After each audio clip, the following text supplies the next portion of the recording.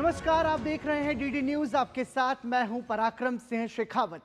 खबर दुनिया की में आप सभी का स्वागत है। अगले आधे घंटे हम आपको इस बुलेटिन के जरिए बताएंगे अंतर्राष्ट्रीय स्तर की हर वो बड़ी खबर जो आपके लिए जानना जरूरी है। शुरुआत करेंगे सुर्खियों के साथ। इजरायली सेना ने रफाह में तेज किया सैन्य अभियान। अब तक 300 से अधिक बंदूकधारियों को मार गिराने का किया दावा। अब स्लोवेनिया ने फिलिस्तीन को मान्यता देने का किया फैसला। इजरायल ने की कड़ी निंदा।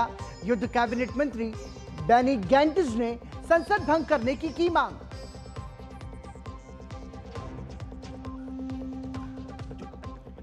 राष्ट्रीय सुरक्षा से जुड़े मामले में हांगकांग के 14 लोकतंत्र समर्थक दोषी करार। अदालत ने 2 आरोपियों को किया बरी।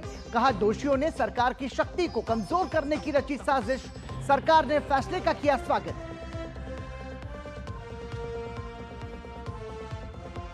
यूक्रेन के मुद्दे पर नाटो देशों के विदेश मंत्रियों की प्राग में 2 दिवसीय बैठक। नाटो प्रमुख का यूक्रेन को निरंतर सहायता पहुंचाने पर जोर। एंटनी ब्लिंकन ने कहा, सदस्य देशों की एकजुटता ही कम कर सकती है रूस की आक्रामकता।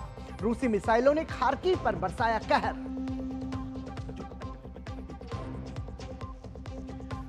दक्षिण अफ्रीका में हुए आम चुनाव की मतगणना पूरी। चुनाव आयोग ने कहा, नियम के अनुसार 7 दिन के भीतर नतीजों की होगी घोषणा। सत्तारूढ़ अफ्रीकन नेशनल कांग्रेस ने बहुमत पा लेने की जताई उम्मीद।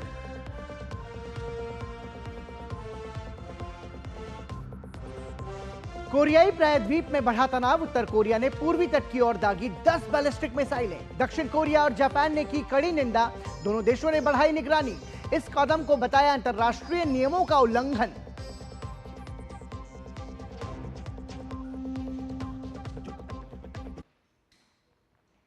और सुर्खियों के बाद आइए अब खबरों पर नजर डालते हैं विस्तार से। सबसे पहले बात एशिया का आईना के जरिए एशियाई देशों से जुड़ी खबरों की।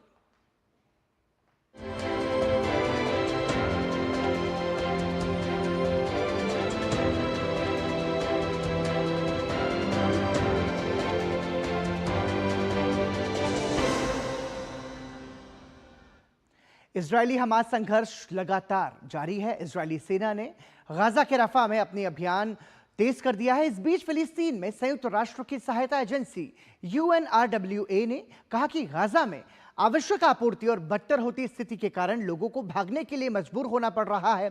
वहीं चीनी राष्ट्रपति ने कहा है कि बीजिंग युद्ध के बाद पुनर्निर्माण में मदद करने का इरादा रखता है और संयुक्त राष्ट्र सहायता एजेंसी UNRWA के राहत और निर्माण कार्य के लिए $3 मिलियन का दान देगा। वहीं राफा में तेज होते हमलों के बीच प्रधानमंत्री बेंजामिन नेतन्याहू को घरेलू मोर्चे पर राजनीतिक अड़चनों का सामना करना पड़ रहा है। गाजा के रफा में इजरायली सेना ने अपना सैन्य अभियान तेज कर दिया है। IDF ने रफा में अब तक के अभियान में 300 से अधिक बंदूकधारियों को मार गिराने का दावा किया है।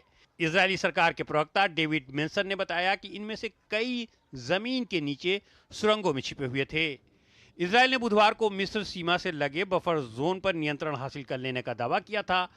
इजरायल का दावा है कि ये रास्ते हमास की लाइफ लाइन है और आतंकियों को हथियार की आपूर्ति इसी के जरिए की जा रही थी। IDF के सैनिकों ने मिस्र सीमा के पास संकीर्ण सीमा गलियारे फिलाडेल्फी कॉरिडोर पर नियंत्रण हासिल कर लिया है। ये गलियारों को हमास की लाइफलाइन समझा जाता है। रफाह में करीब 300 आतंकियों का सफाया किया जा चुका है। इस बीच फिलिस्तीन में संयुक्त राष्ट्र की सहायता एजेंसी UNRWA ने कहा है कि गाजा में आवश्यक आपूर्ति और बदतर होती स्थिति के कारण लोगों को भागने के लिए मजबूर होना पड़ रहा है। उधर गाजा तट पर अमेरिका द्वारा बनाए गए अस्थायी बंदरगाह की मरम्मत का काम चल रहा है। बावजूद इसके साइप्रस ने सहायता जहाजों को भेजने का काम जारी रखने की बात कही है। उधर चीन की राजधानी बीजिंग में चीन अरब सहयोग मंच की उद्घाटन बैठक में अरब देशों के शीर्ष प्रतिनिधियों को संबोधित करते हुए राष्ट्रपति शी जिनपिंग ने कहा कि चीन संयुक्त राष्ट्र में फिलिस्तीन की पूर्ण सदस्यता का समर्थन करता है और एक व्यापक, संगठित, सशक्त एवं प्रभावी अंतर्राष्ट्रीय सम्मेलन चाहता है। चीनी राष्ट्रपति ने कहा कि बीजिंग युद्ध के बाद पुनर्निर्माण में मदद करने का इरादा रखता है और संयुक्त राष्ट्र सहायता एजेंसी UNRWA के राहत और निर्माण कार्य के लिए $3 मिलियन का दान देगा। वहीं नॉर्वे, स्पेन और आयरलैंड के बाद स्लोवेनिया की सरकार ने एक स्वतंत्र फिलिस्तीनी राष्ट्र के तौर पर मान्यता देने का फैसला किया है। हालांकि इसके लिए संसद की मंजूरी जरूरी है। सरकार ने संयुक्त राष्ट्र द्वारा निर्धारित सीमाओं के भीतर फिलिस्तीन को एक स्वतंत्र और संप्रभु राज्य के रूप में मान्यता देने का निर्णय लिया है। रफा में तेज होते हमलों के बीच प्रधानमंत्री बेंजामिन नेतन्याहू को घरेलू मोर्चे पर राजनीतिक अड़चनों का सामना करना पड़ रहा है। इजरायली युद्ध कैबिनेट के मंत्री और मध्यमार्गी पार्टी के नेता बेनी गैंट्स ने संसद को भंग करने का प्रस्ताव दिया है, लेकिन अब तक ये स्पष्ट नहीं है कि समय से पहले चुनाव कराने के लिए उनके पास पर्याप्त समर्थन है या नहीं। उन्होंने इसी महीने नेतन्याहू से 8 जून के बाद की युद्ध की योजना पेश करने की मांग की थी। उन्होंने कहा था कि अगर कोई योजना पेश नहीं की जाती है तो वे गठबंधन छोड़ देंगे। गैंट्स 7 अक्टूबर के हमले के बाद कैबिनेट में शामिल हुए थे। हांगकांग में अभिव्यक्ति की आजादी पर बड़ा आघात हुआ है। चीन और हांगकांग की सरकार ने लोकतंत्र समर्थकों को दोषी करार दिया है। हांगकांग की अदालत ने 14 लोकतंत्र समर्थकों को राष्ट्रीय सुरक्षा के नाम पर दोषी ठहरा दिया है। इन दोषियों को उम्र कैद की सजा भी सुनाई जा सकती है। बीजिंग और हांगकांग की सरकार ने इस बात पर जोर दिया कि इस कानून ने शहर में स्थिरता वापस लाने में मदद की है और न्यायिक स्वतंत्रता की रक्षा की जा रही है। हांगकांग की एक अदालत ने लोकतंत्र समर्थक 14 कार्यकर्ताओं को देशद्रोह का दोषी करार दिया है। हालांकि राष्ट्रीय सुरक्षा मामले में 2 अन्य आरोपियों को बरी कर दिया गया है। जिन लोगों को दोषी ठहराया गया है उनमें पूर्व सांसद लेउंग ओक हंग, लैम चे उक्टिंग, हेलेना वोंग और रेमंड चैन शामिल हैं। दोषी ठहराए गए लोगों को उम्र कैद की सजा का सामना करना पड़ सकता है। हांगकांग 47 समूह के नाम से मशहूर कार्यकर्ताओं और प्रदर्शनकारियों के खिलाफ 2021 में राष्ट्रीय सुरक्षा अधिनियम के तहत विद्रोह की साजिश का मुकदमा लगाया गया था। इन पर एक अनाधिकारिक प्राथमिक चुनाव में संलिप्तता का भी आरोप है। लोकतंत्र समर्थक हांगकांग 47 समूह के अन्य 31 प्रतिवादियों ने अपना अपराध स्वीकार किया, जबकि 16 ने अपने ऊपर लगे आरोपों को मानने से इनकार कर दिया। गुरुवार को कोर्ट ने इनमें से 14 को दोषी पाया, जबकि 2 को बरी कर दिया। अदालत ने अपने फैसले में कहा है कि दोषी करार दिए गए सभी ने सरकार और मुख्य कार्यकारी दोनों की शक्ति और अधिकार को कमजोर करने की साजिश रची थी। अदालत के मुताबिक इससे हांगकांग के लिए संवैधानिक संकट पैदा हो सकता था। मैं ये नहीं कहूँगा कि ये मामला खत्म हो गया है, क्योंकि आगे की कार्यवाही चल रही है। इस मामले के सभी प्रतिवादियों की चिंता के लिए आपका बहुत बहुत आभार। जिन लोगों ने अपना अपराध स्वीकार कर लिया है या दोषी करार दिए गए हैं, उन्हें आजीवन कारावास की सजा हो सकती है। इस साल के अंत तक सजा सुनाए जाने की उम्मीद है। जिन 13 आरोपियों ने अपना जुर्म कबूला, उन्होंने कम सजा मिलने की उम्मीद में ऐसा कदम उठाया था। इस मामले पर अंतर्राष्ट्रीय स्तर पर कड़ी नजर रखी गई, जिसमें अमेरिका, ब्रिटेन और यूरोप के कई राजनयिक कार्यवाही में शामिल हुए। इन देशों ने मामले को राजनीति से प्रेरित बताते हुए आरोपियों को तुरंत रिहा किए जाने की मांग की। प्रतिवादियों के समर्थक अदालत कक्ष में उपस्थित होने के लिए रात भर कतार में खड़े रहे। उन्होंने कहा कि वे परिवर्तन की आशा में यहाँ खड़े रहे। हांगकांग के लोग बहुत डरे हुए हैं। कुछ साल पहले जैसा हांगकांग अब नहीं रहा। हांगकांग की अर्थव्यवस्था गहरे संकट में है। शहर की जीवंतता को पुनर्जीवित करने के लिए लोगों का आजाद होना, सुरक्षित होना जरूरी है। जब चीन ने 2019 में हांगकांग में अपना राष्ट्रीय सुरक्षा कानून लागू किया, तो शहर में बड़े पैमाने पर लोकतंत्र समर्थक विरोध प्रदर्शन शुरू हो गए। लोकतंत्र समर्थक कार्यकर्ताओं ने ई कानून को अपनी स्वतंत्रता का उल्लंघन बताया, जिसकी गारंटी 1997 में ब्रिटेन द्वारा हांगकांग को चीन को सौंपे जाने पर दी गई थी। हालांकि बीजिंग और हांगकांग की सरकार ने इस बात पर जोर दिया कि इस कानून ने शहर में स्थिरता वापस लाने में मदद की है और न्यायिक स्वतंत्रता की रक्षा की जा रही है। पर्यवेक्षकों का कहना है कि वर्ष 2020 में इस कानून के लागू होने के बाद से हांगकांग के अधिकारियों ने राष्ट्रीय सुरक्षा के नाम पर अभिव्यक्ति और सभाएं करने की आजादी को काफी हद तक सीमित कर दिया है।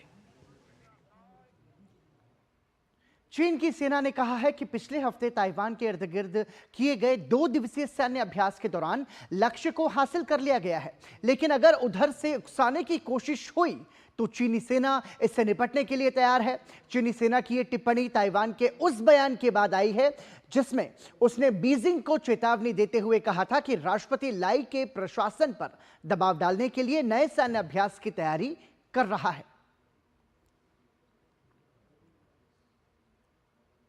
उत्तर कोरिया ने एक बार फिर उकसावे वाला काम किया है। उत्तर कोरिया ने पूर्वी समुद्र तट की ओर एक बैलिस्टिक मिसाइल दागी है। इससे क्षेत्र में एक बार फिर तनाव फैल गया है। उत्तर कोरिया की हरकत और भी ज्यादा खतरनाक तब साबित हो रही है जब इस घटना के एक दिन पहले ही उत्तर कोरिया ने दक्षिण कोरिया में कचरे से भरे ढेरों के गुब्बारे भेजे थे। बुधवार को कचरे से भरा गुब्बारा गिराकर दक्षिण कोरिया पर मनोवैज्ञानिक दबाव बनाने की कोशिश करने वाले उत्तर कोरिया ने गुरुवार को एक के बाद एक 10 बैलिस्टिक मिसाइल दागकर पूरे क्षेत्र में सनसनी पैदा कर दी। कम दूरी की ये बैलिस्टिक मिसाइलें जापान सागर की ओर दागी गईं। दक्षिण कोरिया के जॉइंट चीफ ऑफ स्टाफ ने बताया कि करीब 350 किलोमीटर दूर तय करने के बाद ये मिसाइलें समुद्र में गिर गईं। दक्षिण कोरिया की सेना ने इसे क्षेत्र की सुरक्षा और शांति के लिए खतरा बताया है। इन मिसाइलों को दागने से 3 दिन पहले ही उत्तर कोरिया ने अपनी दूसरी जासूसी सैटेलाइट लॉन्च करने की कोशिश की थी, जो फेल रहा था। दरअसल उपग्रह ले जा रहे रॉकेट में हवा में ही विस्फोट हो गया था।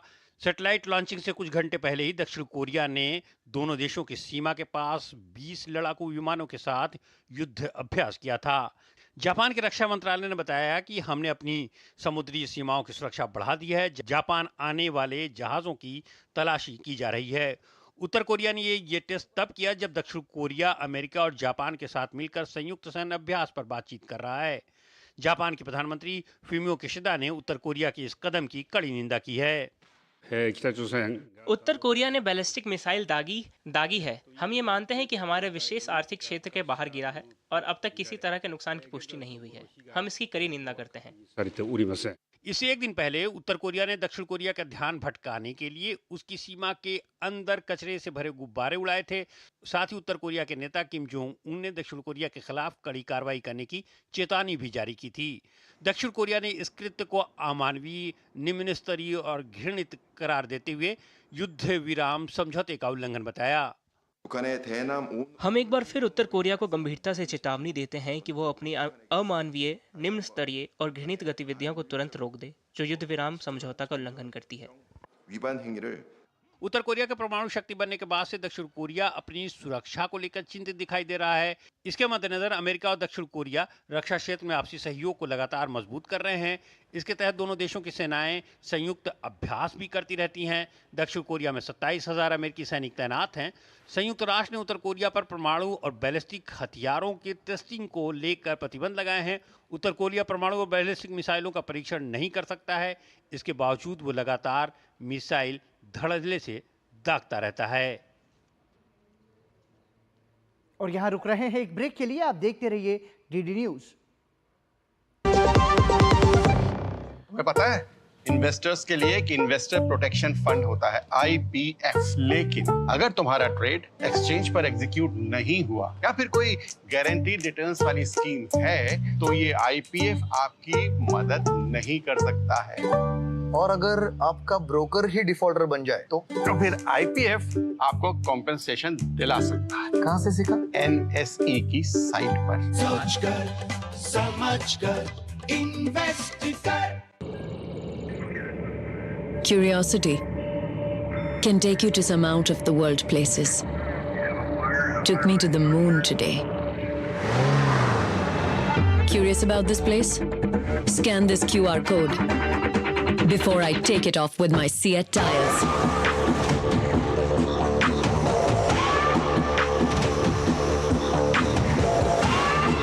Seat, crafted for the curious. बात जब पीढ़ियों के लिए बनने वाले घर की हो तो जिम्मेदारी बड़ी हो जाती है। गैलेंट समझता है ये जिम्मेदारी। अब डबल M रिब्स के साथ गैलेंट एडवांस TMT रीबार, निर्माण का रियल हीरो। गोल्डी छोले मसाले, जहाँ जाए रिश्ते बनाए, जहाँ जाए रिश्ते बनाए, गोल्डी मसाले। डॉक्टर ऑर्थो ऑयल के रेगुलर मसाज से जॉइंट हेल्थी रहते हैं। और अगर प्रॉब्लम बहुत पुरानी है तो डॉक्टर ऑर्थो कैप्सूल्स साथ लेना ना भूलें। अब दर्द भी घुटने टेकेगा।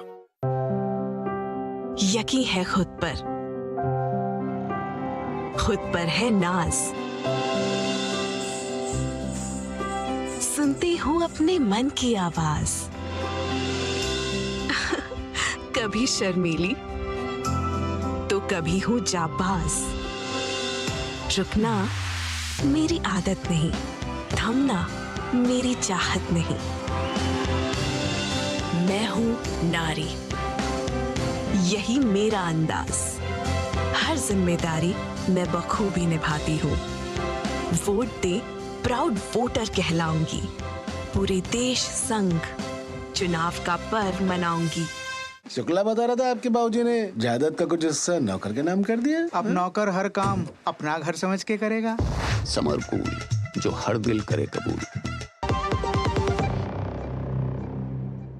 ब्रेक के बाद एक बार फिर आपका स्वागत। आप देख रहे हैं खबर दुनिया की और आइए बढ़ते हैं आगे, नजर डालते हैं यूरोपीय देशों से जुड़ी खबरों पर यूरोप इन दिनों के जरिए।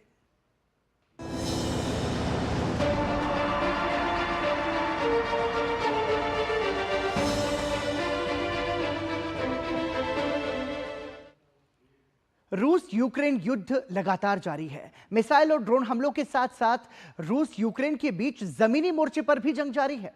रूस ने खार्किव के इलाके में ताबड़तोड़ हवाई हमले किए, वहीं यूक्रेन भी पूरी ताकत के साथ रूस का सामना कर रहा है। यूक्रेन ने 7 रूसी मिसाइलें और 32 ड्रोन गिराने का दावा किया है। इस बीच चेक गणराज्य में नाटो विदेश मंत्रियों की 2 दिवसीय बैठक का आयोजन हो रहा है। इस बैठक में पश्चिमी हथियारों से रूस के भीतर हमला करने के यूक्रेनी प्रस्ताव पर विचार किया जाएगा। हाल के कुछ हफ्तों में रूस ने यूक्रेन पर हमले तेज कर दिए हैं। इसी कड़ी में गुरुवार को पूर्वी खार्किव को निशाना बनाया, जिसे विफल करने का यूक्रेन ने दावा किया है। यूक्रेनी सेना ने रूस के 7 मिसाइल और 32 ड्रोन को मार गिराने का दावा किया है। यूक्रेन ने कहा है कि रूस की ओर से कुल 51 मिसाइल ड्रोन हमले किए गए थे। यूक्रेन ने इस हमले में सैन्य ठिकानों और महत्वपूर्ण अवसंरचनाओं को निशाना बनाने की बात कही है। साथ ही रूसी सेना खार्किव में जमीनी मोर्चा भी खोले हुए है। यूक्रेनी सेना ने कहा है कि रूस उत्तरी खार्किव में अपनी सेना को मजबूत करने की कोशिश जरूर कर रहा है, लेकिन किसी बड़े हमले को अंजाम देने के लिए उसके पास पर्याप्त सैनिक मौजूद नहीं है।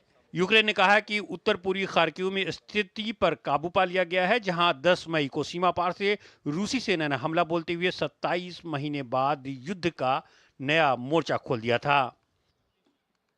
उधर चेक गणराज्य की राजधानी प्राग में नाटो के विदेश मंत्रियों की 2 दिवसीय बैठक हो रही है। बैठक में रूस के भीतर हमला करने के लिए पश्चिमी हथियारों के इस्तेमाल की अनुमति देने की यूक्रेन के अनुरोध पर विचार किया जा रहा है। शिखर सम्मेलन में यूक्रेन के लिए वित्तीय सहायता पैकेज पर भी चर्चा की जाएगी।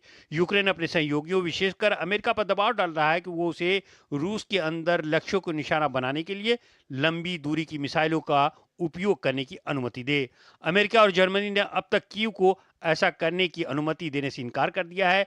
उन्हें डर है कि अगर उन्होंने ऐसा किया तो वो मॉस्को के साथ सीधे टकराव में फंस सकते हैं। फ्रांस के राष्ट्रपति इमैनुअल मैक्रों के रुख में थोड़ा बदलाव हुआ है। उन्होंने कहा कि यूक्रेन को रूस के अंदर के ठिकानों को नष्ट करने के लिए हमले शुरू करने की अनुमति दी जानी चाहिए। इस बीच नाटो प्रमुख जेंस स्टोल्टनबर्ग ने कहा है कि नाटो सहयोगियों के निरंतर मजबूत समर्थन के साथ ही यूक्रेन कायम रह सकता है। वहीं अमेरिकी विदेश मंत्री एंटनी ब्लिंकेन ने कहा है कि नाटो एकजुटता रूस की आक्रामकता को रोक सकता है। जुलाई में होने वाले नाटो शिखर सम्मेलन में यूक्रेन को दिए जाने वाले समर्थन को मजबूत करने के विचार किया जा रहा है।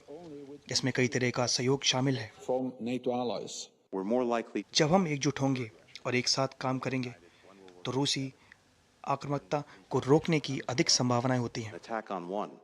इस बीच क्रेमलिन ने अमेरिका, नाटो और कुछ यूरोपीय देशों पर यूक्रेन को रूस के साथ संवेदनहीन युद्ध को जारी रखने के लिए प्रोत्साहित करने और हाल के हफ्तों में तनाव बढ़ाने का आरोप लगाया है। वे यूक्रेन को इस संवेदनहीन युद्ध को जारी रखने के लिए हर संभव तरीके से प्रोत्साहित कर रहे हैं। वे स्वयं हमारे साथ युद्ध जारी रखने पर आमादा हैं, प्रत्यक्ष और अप्रत्यक्ष दोनों अर्थों में युद्ध। उधर रूस ने अपने 4 रूसी मीडिया आउटलेट्स के प्रसारण पर प्रतिबंध को लेकर यूरोपीय संघ के खिलाफ जवाबी कार्रवाई करने के प्रस्ताव को अंतिम रूप दे दिया है। यूरोपीय संघ ने इस महीने की शुरुआत में वॉइस ऑफ यूरोप, RINA, नोवोस्सी समाचार एजेंसी और इज़वेस्टा और रूसिस्कियाया गैजेटा समाचार पत्रों के वितरण को सस्पेंड करने की बात कही थी। स्पेन की संसद में कैटेलोनिया अलगाववादियों के खिलाफ दर्ज कानूनी रिकॉर्ड को रद्द करने के प्रस्ताव को मंजूरी दे दी गई। इस प्रस्ताव के समर्थन में 177 वोट पड़े। अलगाववादियों के पक्ष में आए इस कानून से कैटेलोनिया प्रांत के पूर्व राष्ट्रपति कार्ल्स पुइगडेमोंट को भी लाभ मिल सकता है। कार्ल्स पुइगडेमोंट 2017 से आत्मनिर्वासन में है। हालांकि इस बिल की वैधता पर कई सवाल भी उठाए जा रहे हैं। स्पेन की संसद ने विवादास्पद कैटलीन के आजादी के लिए लड़ने वाले कैटेलोनिया अलगाववादियों को माफी देने वाले कानून को मंजूरी दे दी है। 350 सदस्यीय संसद में प्रस्ताव के पक्ष में 177 जबकि विरोध में 172 वोट पड़े, जबकि एक सदस्य वोट के दौरान गैर हाजिर रहे। अब इस विधेयक को देश के राजपत्र में प्रकाशित किया जाएगा। विधेयक को संसद में मंजूरी जरूर मिल गई है, लेकिन इसकी राह में एक रोड और भी है। अब कोई भी इसे न्यायालय में 2 महीने के भीतर चुनौती दे सकता है। अगर अदालत से हरी झंडी मिल जाती है तो इसे लागू कर दिया जाएगा। इस कानून के लागू होने के बाद 2011 से कैटेलोनिया के स्पेन से अलग होने की मांग से जुड़े सैकड़ों अधिकारियों और कार्यकर्ताओं के खिलाफ मौजूद कानूनी रिकॉर्ड को रद्द कर दिया जाएगा। अलगाववादियों के पक्ष में आए कानून से कैटेलोनिया प्रांत के पूर्व राष्ट्रपति कार्ल्स पुइगडेमोंट को भी लाभ मिल सकता है।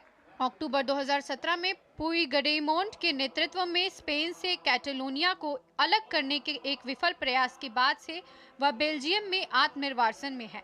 स्पेनिश कानून के तहत उन्हें भगोड़ा घोषित कर दिया गया है। यह कानून उनकी घर वापसी की राहों को खोल सकता है। आज एक ऐतिहासिक दिन है। कैटेलोनिया और स्पेन के बीच चले आ रहे सदियों के लंबे संघर्ष का आज अंत होता है। 2018 से सत्ता संभालने के बाद से प्रधानमंत्री पेड्रो सांचेज ने कैटेलोनिया में तनाव कम करने को अपने मुख्य वादे के तौर पर पेश किया था। उनका तर्क है कि माफी देना तनाव कम करने की अहम प्रक्रिया का हिस्सा है, लेकिन यह कानून सांचेज की राजनीतिक जरूरत भी थी। नवंबर 2023 में उन्होंने सरकार बनाने के लिए अलगाववादी सांसदों का समर्थन पाने के लिए उन्हें इस मामले को सुलझाने का आश्वासन दिया था। माना जा रहा है कि सांचेज ने उन्हें खुश रहने के लिए इस कानून की पैरवी की है। हालांकि इस बिल का स्पेन में बीते कई महीनों से बड़े पैमाने पर विरोध हो रहा है। विरोधी इस बिल को अदालतों में चुनौती देने की योजना बना रहे हैं। संसद में आज इस बिल को मंजूरी दी गई है। ये ऐसा है कि मैं आपको व्यक्तिगत विशेषाधिकार देता हूं और आप मुझे प्रधानमंत्री बनाए रखें। ये दंड से मुक्ति दिलाने के बदले में सत्ता पाने की कोशिश है। बता दें कि कैटेलोनिया उत्तर पूर्व स्पेन में अर्ध स्वायत्त वाला क्षेत्र है, जिसका इतिहास लगभग 1000 साल से भी पुराना है। कैटेलोनिया के पास अपनी अलग भाषा, संसद, झंडा और राष्ट्रगान भी है। कैटेलोनिया का अपना पुलिस बल भी है और वह अपनी कुछ सार्वजनिक सेवाओं को खुद से नियंत्रित करता है। कैटेलोनिया के स्वतंत्र समर्थक नेताओं ने 1 अक्टूबर 2017 को पूर्ण जनमत संग्रह कराया, जिसे स्पेन की संवैधानिक अदालत ने अवैध घोषित कर दिया था। तब स्पेन में पहली बार अनुच्छेद 155 का इस्तेमाल करते हुए आपातकाल की घोषणा की गई थी और संसद को भंग कर दिया गया था। 21 दिसंबर 2017 को स्पेन में अचानक चुनाव की घोषणा की गई थी, जिसके बाद प्रधानमंत्री पेड्रो सांचेज ने पद संभाला था। तब इस क्षेत्र की स्वायत्तता को लगभग 7 महीने के लिए निलंबित कर दिया गया था। और आइए बढ़ेंगे आगे, नजर डालेंगे अफ्रीकी देशों से जुड़ी खबरों पर अफ्रीकानामा के जरिए।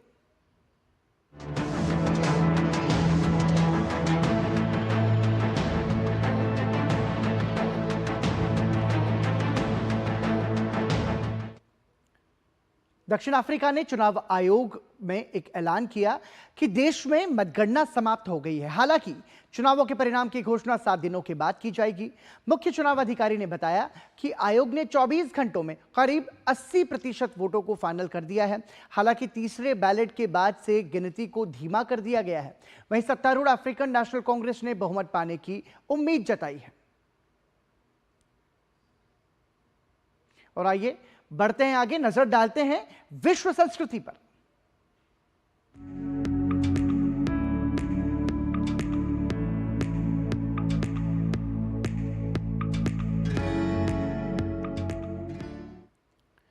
दक्षिण अमेरिकी देश कोलंबिया ने खतरनाक खेल बुल फाइटिंग पर 2027 से प्रतिबंध लगाने का फैसला किया है। कोलंबिया के निचले सदन ने 7 साल लंबी कोशिशों के बाद आखिरकार बुल फाइटिंग की प्रथा पर प्रतिबंध लगाने का फैसला किया है। दरअसल कोलंबिया में करीब 250 सालों तक स्पेन ने राज किया था। स्पेन के शासन के दौरान ही बुल फाइटिंग कोलंबिया में प्रचलित हुई थी।